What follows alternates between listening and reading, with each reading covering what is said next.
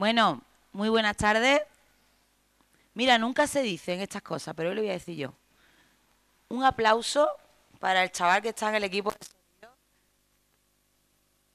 Nadie te dice nada nunca, pero estás ahí al pie del cañón. Hoy te lo voy a decir yo. Buenas tardes y bueno, gracias por estar aquí porque, bueno, la tarde que hace es para estar un poco en casita. Bueno, aquí tengo a mi querida amiga que no falla. Muchas gracias y bueno, yo estoy encantada de estar aquí hoy en esta mesa y con José Miguel Valle, Josemi, para nosotros ya, nacido en Bilbao y bueno, toda su vida en Salamanca, pero ya llevaba muchos años aquí en Tomares. Y como yo le digo, hijo adoptivo de Tomares, no, sus libros sí que son adoptivos de Tomares, porque se han criado aquí, han nacido aquí, en nuestro pueblo. Entonces, bueno, pues lo acogemos siempre con muchísimo cariño a Josemi. Y bueno, os cuento un poco de currículum de él para el que no lo conozca. Él pertenece al equipo de docencia de la Escuela Sevillana de Mediación y forma parte ahora mismo del profesorado de experto en mediación y gestión de conflictos de la Universidad Loyola Andalucía y del especialista en mediación en la Universidad Pablo Olavide. Bueno, mucha experiencia y con este libro que nos trae hoy, que es La inteligencia, el triunfo de la inteligencia sobre la fuerza, que cierra una trilogía ya, yo creo que ya no hay más, ¿no? Son tres, ¿no, Josemi? Son tres. Cierra una trilogía, comenzó en el 2016 con La capital del mundo en nosotros, después con La razón también tiene sentimientos y ahora está aquí con nosotros en esta feria del libro de Tomares 2018 para presentarnos su último ejemplar, El triunfo de la inteligencia sobre la fuerza. Bueno, Josemi, a él le encanta hablar, le encanta escribir, pero no os podéis ni imaginar cómo le gusta hablar, le encanta hablar. Entonces yo sé que a él le gusta mucho hablar, pero también le gusta que le preguntemos. Él ha repartido unos papelitos que lo he visto antes para que... Ah, ya tenemos aquí las preguntas. Yo tengo algunas ya preparadas. Y bueno, lo primero que llama un poquito la atención, porque para mí Josemi, aparte de un escritor, es filósofo. Yo creo que él se considera también un poco filósofo.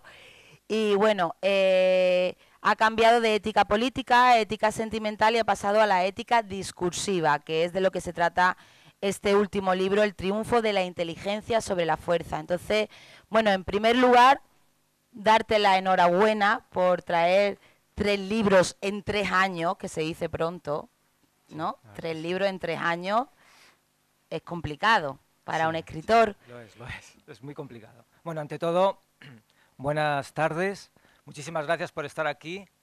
Es un acto de deferencia hacia el libro que voy a presentar enorme, porque si siempre uno deja de hacer cosas para acudir a alguna parte, un día como hoy, tan lluvioso, tan ventoso, tan desapacible, pues yo estoy doblemente agradecido por contar con vuestra, o con su presencia aquí esta tarde. Les doy las gracias por acompañarme. Gracias a Carmen por presentarme, es la segunda vez que lo hace, y gracias por supuesto al Ayuntamiento de Tomares por invitarme a estar aquí. Es curioso porque estos días, cuando estaba escuchando a otros escritores, pues algunos decían que habían repetido aquí en la feria y en mi caso he tripitido porque es la tercera vez consecutiva, porque he escrito en 3 años 3 libros, como bien acaba de señalar Carmen. Son 3 libros escritos en Tomares. He tardado 3 años, pero he necesitado 30 para poder escribirlos. Y por eso quizá, después de sembrar durante 20, 30 años tanto, he cosechado de una manera rauda cada uno de estos libros. Presenté el año pasado Los sentimientos también tienen razón, y este año pues estoy aquí para explicar brevemente, porque quien quiera profundizar para ello ya tiene el propio ensayo, para explicar en qué consiste el triunfo de la inteligencia sobre la fuerza. Para dejar las cosas claras, diré que el triunfo de la inteligencia sobre la fuerza siempre es un triunfo transitorio. A veces ocurre, pero a veces no. Lo que yo he estudiado es cuándo se puede dar, qué factores intervienen para que la inteligencia pueda vencer a la fuerza. Cuando yo me refiero al triunfo de la inteligencia sobre la fuerza, sobre todo ese triunfo se da cuando decidimos desistir de utilizar el daño o la amenaza de infligirlo y recurrimos a otras tecnologías para alcanzar acuerdos con la persona que tenemos a nuestro lado o con la persona que discrepamos, persona, asociación, organización o quizá incluso un Estado. Los seres humanos, y ahora dejo que Carmen me siga preguntando, los seres humanos solo tenemos dos tecnologías para poder satisfacer nuestros intereses. Solo dos, no hay más, ¿eh? Yo he investigado a ver si encuentro una tercera, pero por ahora no la he encontrado. Y sospecho que quien la encuentre recibirá el premio Nobel, si lo hubiese, de la creatividad. Solo hay dos tecnologías, utilizando la fuerza o esgrimiendo la palabra. No hay más, no hay más. Afortunadamente, tenemos ya mucho bagaje histórico y muchos acontecimientos tristes para entender qué ocurre cuando empleamos el uso de la fuerza a la hora de conciliar intereses con nuestros semejantes. El desastre es absoluto, absoluto. José Antonio Marina tiene una frase que yo repito mucho en las clases y en los cursos, en la que dice que la historia de la humanidad es el libro de cuentas de un matadero. Los seres humanos nos hemos pasado toda nuestra vida matándonos los unos a los otros. Hay una viñeta del Roto, muy bonita, que explica por qué a veces este acontecimiento pasa inadvertido. Y es que los historiadores se han dedicado a potabilizar permanentemente la sangre humana derramada. Leemos libros de historia y todos son cálculos geopolíticos, todos son estratagemas, todos son rentabilidades económicas, pero rara vez se cifra el dolor humano que se ha compatibilizado, que ha ocurrido en estos tristes acontecimientos. Pues bien, el libro desestima el uso de la fuerza. Con violencia no se consigue apenas nada, nada en el largo plazo, por supuesto en el corto es muy rentable, pero si queremos realmente satisfacer en el largo plazo y de manera educada nuestras diferencias con nuestros congéneres, no nos queda más remedio que emplear la palabra, pero no una palabra cualquiera, sino una palabra educada. Y esa palabra educada es la que yo he tratado de descifrar en las páginas del libro. Algo así. Pues basándonos en la palabra, que es donde este libro se basa fundamentalmente, en la palabra, en el discurso, en saber discutir también, me gustaría que nos contaras un poco, Josemi, cuál es la palabra adecuada, cuál es el discurso adecuado y cómo tenemos que discutir, porque se puede discutir, pero no vale cualquier discusión. Sí. En el lenguaje coloquial castellano hay una expresión que a mí me hace muchísima gracia y que creo que es errónea. La expresión dice, hablando se entiende la gente. No es cierto, no es cierto. Ojalá, pero no es así. No es así. Hablando se entiende la gente, a veces sí y a veces no. Ahora bien, lo que sí que creo que ocurre es que si no hablamos es bastante complicado que podamos entendernos. Entonces no nos queda más remedio que hablar. Yo siempre cuento una anécdota que se le atribuye a Sócrates. Sócrates tenía una mujer, Sócrates el filósofo, iba a decir presocrático. Sócrates el filósofo. Sócrates tenía una mujer, 40 años más joven que él, que tenía mucho temperamento, era muy irascible. Y normalmente cuando se enfadaba, en vez de expresar verbalmente su enfado a Sócrates, lo que hacía es que se atrincheraba en un silencio hostil, un silencio que ahora los psicólogos llaman un silencio punitivo.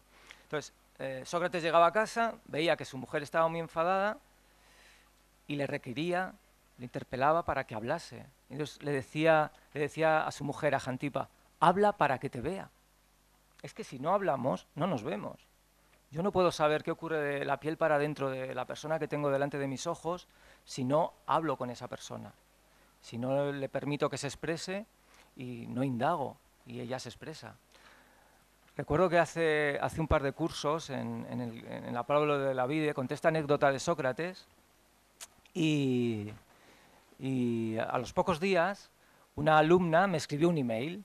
Me escribió un email diciendo que a partir de la anécdota que yo había contado en clase, ella había escrito un artículo de opinión para un periódico de la prensa local de aquí de Sevilla. Y me pasaba el enlace para que lo leyese. Bueno, entré en el artículo y me llamó la atención porque esta chica, basándose en el habla para que te vea, había formulado reivindicaciones feministas que simultáneamente abrían mucho la paleta de posibilidades comunicativas que tenemos los seres humanos. Me explicaré mejor. Ella decía, claro, en la clase de antes de ayer nos cuentan una anécdota de Sócrates, que Sócrates anda por ahí, que va a casa y que, claro, su mujer lo recibe con el rostro muy largo, ¿no? Y con el ceño fruncido. Claro, y el profesor se extraña, pues normal que esté con el ceño fruncido, porque claro, mientras ella está ahí en casa, que a lo mejor ha estado haciendo la cena, ha estado limpiando, tal, y Sócrates por ahí fuera. Claro, yo nunca me había planteado esa perspectiva, ¿no? Es decir, desde la figura de Jantipa, de la mujer de Sócrates. Y pensé, pues es verdad, en vez de, a lo mejor, que sea Sócrates el que interpele a su mujer con un habla para que te vea, también Jantipa puede interpelarlo y decirle, pregúntame para que te veas. Entonces, al hilo de esta anécdota, le di otra vuelta de tuerca más y pensé, bueno, pero también incluso Jantipa puede decirle, pregúntame para verme. Con lo cual, recorrí las 4 grandes variantes que hay entre el tú y el yo. Habla para que te vea. Háblame para que me vea, porque nuestra conducta está poblada de áreas ciegas, de puntos muertos, ¿no? De ángulos muertos. Pregúntame para verme y pregúntame para verte. Yo creo que no hay más. Yo he investigado mucho, mucho y solo encuentro esas 4. Si alguien encuentra más, que por favor se ponga en contacto conmigo. Pues mira, me has dado una idea buenísima ahora del tema de las redes sociales, las nuevas tecnologías. No me la tenía preparada esta, pero se me ha venido ahora el tema mírame y hablamos. Ahora hablamos sin mirarnos. ¿Qué opinas de eso? Sí, hay mucha gente que dice, no, he estado hablando con fulanito. Y digo, ay, ¿qué te dice? No, por WhatsApp. Digo, bueno, eso no es hablar, eso es escribir, intercambiar mensajes escritos, ¿no? Bueno, decía yo antes que hablando se entiende la gente y a veces así tampoco. Ahora bien, mi tesis, que es la que yo defiendo en el ensayo, es que dialogando sí se entiende la gente. Porque cuando dialogamos, ya predisponemos ciertos preceptos que son inherentes al diálogo.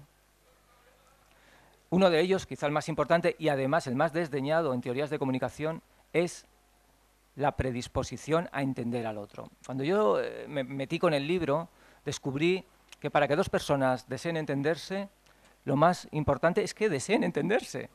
No es qué herramientas comunicativas tenemos a nuestro servicio, sino que haya una predisposición ética a incorporar al otro y tratar de comprenderlo. Un día, hace ya muchos, muchos años, andaba yo buscando bibliografía para un tema totalmente distinto y en mitad de una serendipia, es decir, yo estaba buscando una cosa y me encontré con otra, pues me encontré con una definición maravillosa de qué es el diálogo, una definición que pertenece al filósofo Eugenio Dors. Y decía Eugenio Dors, el diálogo son las nupcias que mantienen la bondad y la inteligencia. Claro, si no hay bondad, no hay diálogo, porque esa bondad es el prólogo de querer entender. Es que para entender a alguien necesitas querer entenderlo. Volvemos al lenguaje coloquial castellano. 2 no riñen si uno no quiere. Pues bien, 2 no se entienden si uno de ellos no quiere o no lo desea. Por lo tanto, yo fijé la investigación en qué podemos activar para que una persona desee entender a otra con la que tiene una discrepancia. Luego, las herramientas comunicativas que tengamos a nuestra disposición me resultaban incluso periféricas. Son importantes, pero lo más importante es ese deseo, y nace de la bondad. La bondad no es otra cosa, yo lo estudié en Los sentimientos, también tiene razón. La bondad no es otra cosa que desear y participar en que el bienestar concurra en la vida de nuestro interlocutor. No hay más. Podemos ayudarlo. Aristóteles comentaba que para poder entender al otro hay que acudir al encuentro del otro con lo que él denominaba amistad cívica. Kant hablaba de la buena voluntad. Si eso no hay, si eso no comparece, no hay diálogo posible. Por lo tanto, solo hay diálogo cuando hay bondad y cuando hay racionalidad. El medio da igual, como sea. No, es que quiero decir que al final el resultado de nuestra acción ya viene precedido por la intención de nuestra acción. Es muy importante tener, por lo tanto, la intención de querer entender al otro con el que tengo la diferencia o la divergencia. Bueno, pues vamos a pasar un poco, Juan, si te parece, a las preguntas de los presentes aquí, ¿vale? Bueno, pues una de las preguntas es que si tienen algo en común estos 3 libros, esta trilogía. Sí, bueno, una muy obvia es que los he escrito yo. El autor. El autor es el mismo, lo prometo. Sí, El sitio, el mismo. sí. Los tres libros nacen aquí en Tomares, aunque luego, por ejemplo, La capital del mundo es nosotros es el primero de ellos, lo escribí en 2016. En realidad, el mundo de la creación es extrañísimo, porque yo había escrito un libro y no lo sabía, y un día me puse a recopilar todo lo que había estado escribiendo en los últimos años y advertí que sin yo saberlo había escrito un libro sobre la dimensión social del ser humano. Esta idea que tenía Aristóteles del hombre es un animal político por naturaleza. Y ese libro es La capital del mundo es nosotros. Cuando estaba ya enzarzado en ordenarlo, en higienizarlo, en limpiarlo, advertí que se ramificaba en exceso y que me metía en cuestiones sentimentales que requerirían un nuevo libro. Con lo cual dije, bueno, pues para el año que viene me pongo con el siguiente. Todo esto bajo una idea que yo acuñé en 2015 o así en Salamanca. Yo estaba en Salamanca un día por la calle y yo iba dándole vueltas al aserto de Aristóteles. El hombre es un animal político por naturaleza. Somos existencias que siempre hormigueamos en torno a otras existencias. Somos nodos en una gigantesca red. Y yo decía, ¿qué término puedo acuñar para explicar eso y hacerlo además de una manera un tanto poética? Y un día, paseando, que es como a mí me vienen las ideas, pues dije, ya tengo, eureka, ya tengo la expresión, y la expresión es existencias al unísono. Pues estos tres libros forman parte de esa trilogía. Cuando estaba con el segundo me di cuenta que necesitaba un tercero, que era la inteligencia discursiva. Con lo cual, ética política, ética sentimental y ética discursiva. Vivimos en la capital del mundo, que es nosotros. Cualquier persona que tenga un mínimo de bondad y de inteligencia debería admitir que el gentilicio de los habitantes de este planeta es nosotros. Para que esa capital sea un sitio apacible y podamos planificarnos, necesitamos tener sobre todo sentimientos de apertura al otro, sentimientos de bondad. Y finalmente, para poder entendernos con el otro, necesitamos herramientas y predisposiciones que son las que hemos encontrado en el diálogo.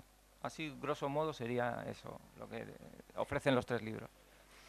Otra de las preguntas que nos plantean es cómo mediar en lo imposible. En lo imposible, pero ¿por qué a la gente le gusta hablar con estos maximalismos? Lo imposible.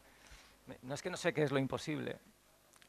Solo sé que hace 3 o 4 años escribí un ensayo sobre un disco que se titulaba Rock and Ríos lo hicieron porque no sabían que era imposible. Bueno, es que a lo mejor lo imposible no es tan imposible, pero bueno, habría que especificar qué es lo imposible. Si no, no sé de qué estamos hablando. Otra de las preguntas, ¿por qué te has decidido? ¿Por qué has escrito este libro? Pues por lo que creo que todo ser humano hace las cosas para que nos quieran, ¿no? Serrat decía, cuando le preguntaban, ¿pero usted por qué compone canciones? Esto se lo preguntaban incluso antes de haber publicado Mediterráneo. Y él decía, pues mire, en un estallido de sinceridad, explicó, pues mire, yo compongo canciones para poder tocarle el culo a las chicas, dijo Serrat. Bueno, yo siendo más poético y más fino, pues los hago para que me quieran las personas que yo quiero. Pero creo que todos nosotros, nuestras acciones, si las subordinamos, en última instancia siempre es para eso, ¿no? Para que nos quieran, y hay algunos que es para que les admiren. Yo prefiero que me quieran a que me admiren. ¿De qué forma triunfa la inteligencia sobre la fuerza?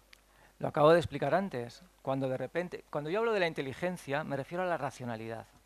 El empleo de la racionalidad donde creo que habitan los sentimientos nobles, los sentimientos de apertura al otro, los sentimientos en los que te das cuenta de que el otro es una prolongación de ti mismo. Sin el otro no somos nosotros, somos seres con los otros.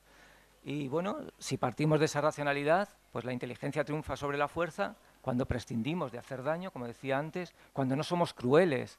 El sentimiento de la crueldad es la utilización de un daño o combinar con hacerlo para obtener un beneficio, una ventaja. O no nos dejamos atrapar por la maldad, que es hacer daño, un daño a un tercero, incluso aunque no traiga adjuntados réditos personales, o la malicia, desear que la vida zancadille o contrarie los intereses de un tercero, o la perversidad, que es todo esto, pero además relamiéndonos, viendo cómo la vida abofetea a esa persona, ¿no? Bueno, pues yo creo que la inteligencia es cuando deseas que a los demás les vaya bien porque tu bienestar es subsidiario de su bienestar. Bueno, la función, o podríamos decir el objetivo que quieres transmitir con este libro. Bueno, no tengo ni idea porque yo escribo para mí, cuando estoy escribiendo trato de hacerlo lo mejor que sé Yo siempre digo que cuando escribo hago lo que puedo, pero que cuando no escribo hago mucho para cuando escribo. Estudio mucho para cuando escribo, pero no sé exactamente qué función, si tendrá una función personal. Creo que todos los libros lo que nos permiten es confrontarnos con nosotros mismos. Al menos a mí me ocurre. Yo leo un libro y estoy dialogando conmigo, estoy tratando de conocerme, estoy poniendo palabras a cosas que me han ocurrido y tratando de descubrir quién habita dentro de mí, ¿no? Dentro de las palpitaciones de mis sienes. No sé, cada uno de nosotros somos un jeroglífico gigantesco. Yo muchas cosas no sé por qué las hago y trato de hacerme preguntas y tratar de resolverlas. Entonces, leer sirve para dar respuestas a muchas preguntas que la mayoría de las veces no tienen, o para dudar, o para no ser dogmático. Decía Borges que la duda es uno de los nombres de la inteligencia. Pues para eso ha de servir un libro, para dudar de todo, para ser descreído, para no creerte la primera cosa que entra por tus oídos o que ven tus ojos. Bueno, para habitar la vida de una manera en la que estás despierto y asombrado por todo. Ayer decía Luis Landero, que es propio de la filosofía, decía, lo más importante es el asombro, por supuesto. Joder, es una suerte estar vivo y inaugurarte todas las mañanas y decir, cago en la mar, fíjate qué cielo, qué bonito. Algo tan simple, ¿no? Estar asombrado. Y para estar asombrado necesitamos mirar de una determinada manera. Y yo creo que eso es lo que permite la lectura.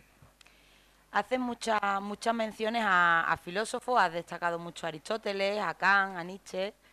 ¿En cuál te fijarías tú más? O a la hora de escribir, ¿en cuál te fijas tú más? Bueno, a mí me gusta mucho Kant, soy muy kantiano, pero he de reconocer que para la investigación de este libro el filósofo que más he leído ha sido Aristóteles. Aristóteles fue el padre de la deliberación, es decir, él decía que podemos deliberar de aquello que puede ser de múltiples maneras. Por eso decía, los dioses no deliberan porque son perfectos, ¿no? Son infalibles. Los animales tampoco porque están uncidos a su sino biológico, pero los seres humanos podemos elegir y por lo tanto podemos deliberar si es conveniente ir por allí o ir por allí y cómo confrontarnos con los demás a la hora de tomar decisiones compartidas, puesto que convivimos, ¿no? Hemos hecho de la convivencia nuestro destino irrevocable para ser mejores y para ser más felices. Ya que el libro se titula El triunfo de la inteligencia sobre la fuerza, ¿cómo definirías a una persona inteligente? ¿Qué es para ti una persona inteligente? Una persona que sabe elegir bien, sin lugar a dudas. La inteligencia se dedica a discriminar, pero como he dicho antes que es la racionalidad, también una inteligencia es aquella que incorpora a los demás en sus deliberaciones, aquella que argumenta bien. Yo creo que muchas veces concluimos mal porque partimos de premisas equivocadas. Necesitamos elegir bien las premisas, necesitamos ejercicios de deliberar bien para tomar buenas decisiones. Un poco yo creo que el libro, que es una apología del diálogo, se podría resumir en una frase muy sencilla, pero que concatena los elementos vitales de un ser humano que está aquí en el mundo. Y es, necesitamos argumentar bien. ¿Para qué tenemos que argumentar bien? Para pensar bien. ¿Y para qué hay que pensar bien? Para sentir bien. ¿Y para qué hay que sentir bien? Para desear bien. ¿Y para qué hay que desear bien? Para elegir bien. ¿Y para qué hay que elegir bien? Pues para vivir y convivir bien. Y vuelta a empezar. Y eso es la vida. Pero que no todo el mundo nace sabiendo argumentar. Eso se enseña también. Bueno, la mayoría de las cosas no nos queda más remedio que aprenderlas. Claro, eso es el aprendizaje. Yo siempre digo que... ¿Cómo se aprende a argumentar? Argumentando. ¿Y cómo se aprende a discutir? ¿Cómo se aprende a jugar al fútbol? Jugando al fútbol. ¿Cómo se aprende a tocar el piano? Tocándolo. Pero aprender a discutir, ¿sabemos alguien aprender a, yo no sé, aprender a discutir? Esa asignatura igual la tenemos pendiente, ¿no? Decía Kant, nunca discutas con un idiota, a los pocos minutos la gente no sabrá quién es quién. No, para argumentar hay que partir de muchos presupuestos éticos. El primero, que tiene que ver con la tolerancia. Solo se puede argumentar bien y discutir bien cuando partes de la premisa de que tus argumentos pueden ser refutados por los argumentos del otro y viceversa. Yo he comprobado en mi itinerario vital que hay mucha gente que se encastilla en su argumento y es un argumento inflexible. No. Tolerar o ser tolerante no es convivir con diversidades de manera de entender la vida, sino permitir que el argumento de tu interlocutor pueda rebatir el argumento que tú estás poniendo encima de la mesa y que no pasa absolutamente nada porque sea así, porque estamos en el mundo de la deliberación y por lo tanto no nos queda más remedio que deliberar, inyectar disensión para crecer y para saber más. Decía Erich Fromm que el ser humano, la humanidad, ha ha progresado en actos de desobediencia. Eso es la disensión. Cuando tú crees que estás muy seguro de todo, pues que alguien ofrezca un argumento que mejora tu argumento. Yo siempre pongo un ejemplo, y creo que lo he puesto también en el libro, siempre pongo un ejemplo en las clases. Cuando dos coches chocan frontalmente, de ahí lo único que sale es un amasijo de hierros, un amasijo inútil de hierros torcidos. Pero cuando dos argumentos, dos ideas, chocan frontalmente, siempre sale un argumento mejor. Es la polinización de las ideas. Entonces, ¿cómo aprendemos a argumentar? Pues partiendo de estas premisas, teniendo un protocolo. Yo ahí ofrezco hace más o menos 10 años, quizá alguno menos, 8 años, estaba estudiando temas de argumentación, perdón, y advertí que para poder entendernos necesitamos tener un denominador común, un protocolo en el que admitamos ciertas cosas, porque de lo contrario, discutir se convierte en una discusión bizantina, en una pérdida de tiempo. Jamás vamos a llegar a ningún lugar aceptado comúnmente por las partes que están discutiendo. Entonces, todo eso, en realidad, requiere una manera de habitar la vida. Pero a lo mejor no depende tanto de la manera como de la persona.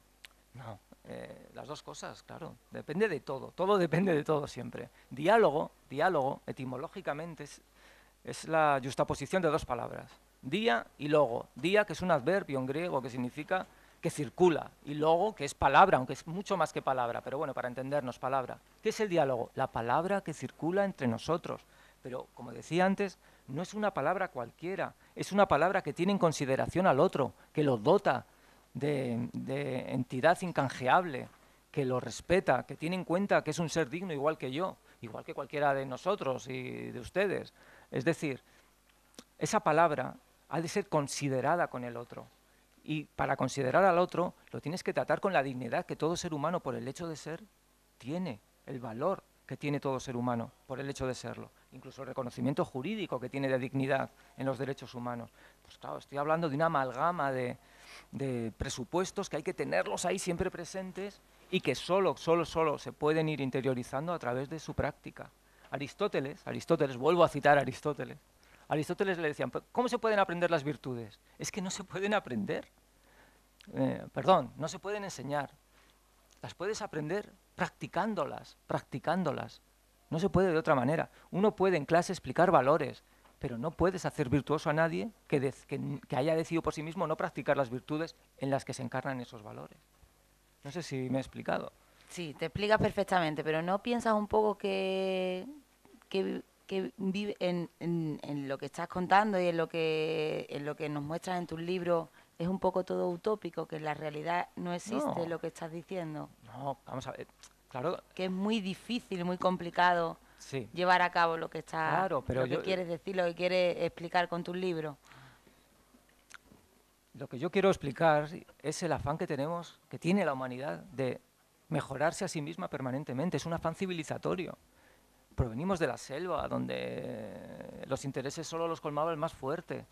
Y hemos decidido que queremos vivir en otro lugar. Hemos inventado una segunda naturaleza, donde toda persona tiene valor por el hecho de serlo, donde creemos que tiene más poder y el argumento que no la fuerza bruta, que no el armamento, etc.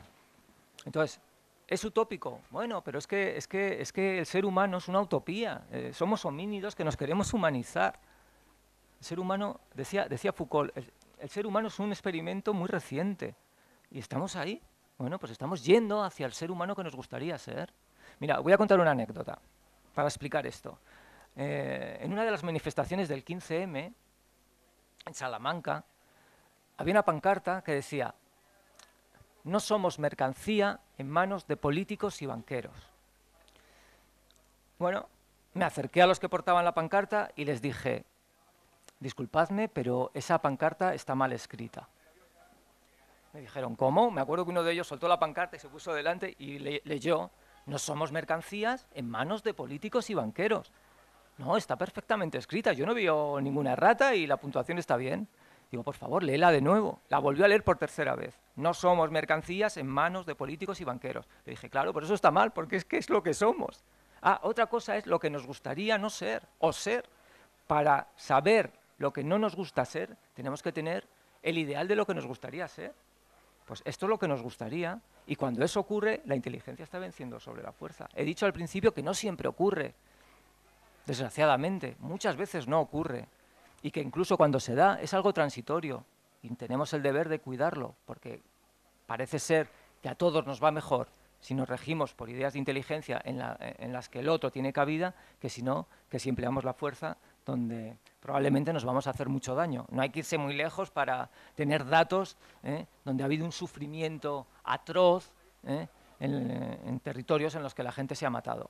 Yo, que me dedico al estudio de los conflictos y de la conflictología, te contaré la tristeza que a mí me provoca, por ejemplo, ver desde la comodidad de mi casa, ver imágenes de guerras, imágenes de gente matándose, porque sé perfectamente, porque lo tengo estudiado, muy estudiado, que ninguna guerra las logra terminar las armas. El final de una guerra, el final de un conflicto es patrimonio exclusivo de la palabra educada. Exclusivo. A veces, en alguna conferencia, he alardeado, lo puedo hacer aquí también, he alardeado de saber dónde se van a desencadenar las próximas guerras, en qué parte del planeta Tierra se van a desencadenar, van a estallar las próximas guerras. Pues es muy fácil adivinarlo y preconizarlo. Allí donde terminaron de manera violenta, pero sin la intervención de la palabra educada. Porque solo eso es patrimonio del diálogo, y el diálogo teniendo en cuenta al otro y los intereses del otro. Entonces, ¿es utopía? Claro, pero es el sitio al que vamos. Decía Popper, y ya termino, vivimos en el mejor de los mundos posibles. No sé si habéis oído alguna vez esta frase. Pues no es cierto. No es cierto. Nunca vamos a vivir en el mejor de los mundos posibles, porque el mundo siempre es susceptible de ser mejorado. Siempre, literalmente siempre. También de ser empeorado, Por eso tenemos el deber de cuidarlo, pero siempre puede ser mejorado. Y esa es la grandeza del ser humano, que ve posibilidades en la realidad. Yo ofrezco posibilidades y creo que algún método y una manera de habitar mejor la realidad, todos. Y es lo que trata en los libros. ¿Alguna pregunta? Hable ahora Nada, o callo para siempre. Nada. Bueno, pues yo te voy a hacer una última, porque hablamos de la fuerza y la inteligencia. Por supuesto, estoy totalmente de acuerdo contigo en todo, que hay que primar el diálogo, tenemos que tender a entendernos, el ser humano, que para eso somos humanos y no animales, pero ¿no crees que hay veces que no hay más remedio que emplear la fuerza? Porque de otra manera no se puede acabar. En el primer capítulo lo cuento, esto es típico de los polemólogos que estudian las guerras y la paz. Y claro, uno de los dilemas que hemos encontrado los seres humanos, ¿cómo podemos enfrentarnos a aquel que emplea la violencia con nosotros? Y bueno, por ahora, la única solución que hemos encontrado es entregar esa violencia, una violencia pública, a un tercero, en este caso es el Estado, para que la emplee con aquellos que a su vez la emplean con nosotros.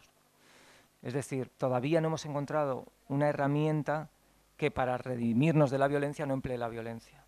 Pero yo creo que esa herramienta tiene que ser siempre una ecología, como se titula el segundo de los capítulos, una ecología de la palabra educada que ha de partir siempre de percibir en el otro la dignidad que posee exactamente igual que tú. Decía Kant que la dignidad se preserva del roce diario, tratando al otro con la misma equivalencia que solicitamos para nosotros. Yo creo que si todos nosotros nos relacionamos así con la otredad, con nuestros congéneres, el mundo sería un lugar mucho más acogedor y mucho más amable. Bueno, pues muchísimas gracias. Sí, veo que no hay ninguna... ¿Alguien quiere hacerle una pregunta?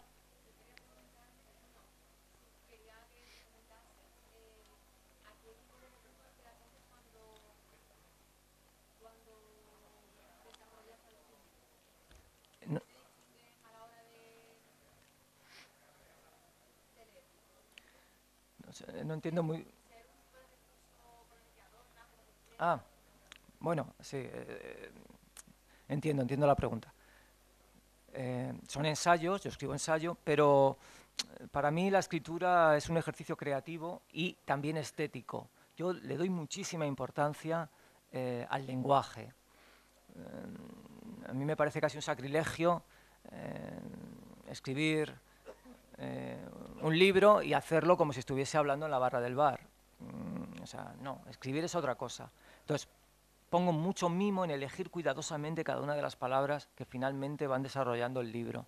Me gusta mucho el lenguaje cuasi poético, es decir, que la palabra diga mucho más de lo que dice, que siempre sugiera. Esto es un ensayo y explico, pero también hay veces que es muy fácil, a través de una expresión muy poética, la sugerencia. Y yo siempre que escribo parto de la premisa de que el lector que me va a leer es inteligente, por lo tanto no le tengo que contar absolutamente todo, sino que puedo dejar resquicios de sugerencia que él rellene con su participación. Y eso me permite también jugar mucho con el lenguaje y no tener que ser excesivamente árido y pedregoso. No, me gusta un lenguaje embellecido. Si busco un mundo más bello, pues también a través de mi escritura intento que el lenguaje que yo emplee sea bello y sea un ejercicio en el que uno encuentre palabras que también le hagan crecer para poder dar nitidez al mundo que expresamos con ellas. Bueno, pues muchísimas gracias, Josemi, por volver a acompañarnos en esta Feria del Libro de Tomares y esperamos verte el año que viene con el cuarto ya, ¿no? ¿O lo vemos regular? Estoy muy cansado. No. Bueno, te damos 2 añitos de descanso. Sí, gracias por ese segundo año. No, es muy curioso cómo funciona el cerebro. Yo, por supuesto, creo que no voy a escribir, yo escribo casi todos los días, pero me refiero a enfrentarme a una nueva obra en un largo tiempo, no lo voy a hacer. Pero sé muy bien, estoy casi seguro, de que mi cerebro va a estar urdiendo ideas mientras yo estoy haciendo otras cosas. Entonces ya veremos, pero probablemente el año que viene descansaré. Si estoy por Tomares, por supuesto, vendré aquí a escuchar a la gente que viene aquí a compartir sus libros, pero probablemente no haya libro porque escribir es muy agotador. Lo explicaba creo que el otro día Julio Llamazares, es muy agotador. Los vaivenes de tu autoestima son terribles. Un día dices, ¡ay, qué bien! He hecho algo maravilloso. Y otro día dices, ¿pero por qué me habré metido yo en esto? Dios mío, pero yo si es que no valgo para nada. Tienes siempre altibajos, etcétera, etcétera. Y cuando acabas una obra, acabas agotado. Yo acabo exhausto, porque lo doy absolutamente todo, todo, todo. Claro, escribir es investigar, sumergirte en mucha bibliografía, hablar, cotejar, tratar de decir lo que quieres decir. En fin, es una tarea hercúlea que necesita luego unos cuantos meses, quizá un añito como mínimo de descanso. Ahora lo que voy a hacer es compartir con los demás el resultado de la obra, que eso me gusta también mucho. Bueno, pues muchísimas gracias de nuevo y ya sabes que te esperamos aquí siempre, Muy en bien. Tomares, en Muchas tu pueblo gracias. adoptivo. Muchas gracias, Carmen. Gracias a vosotros. Bueno, yo voy a estar ahí un momento.